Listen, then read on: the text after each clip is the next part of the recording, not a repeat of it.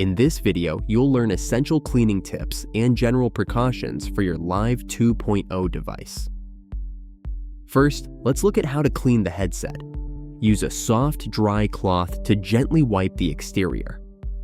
You may use the microfiber cleaning cloth included in the package.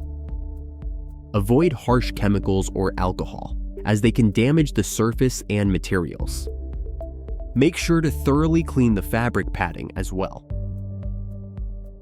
Next, clean the lens bubble inside and outside to remove dust or smudges.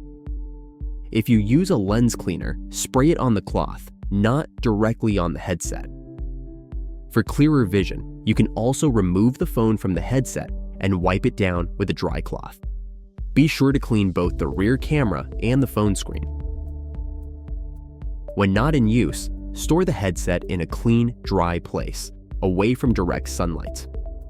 Using the carrying case is recommended to prevent dust and physical damage. Now, let's move on to the general precautions. Keep the lenses away from any direct light source, as they act as magnifiers and can damage the screen of the display unit. Keep the headset away from water and out of the reach of children, and avoid walking or driving while wearing it.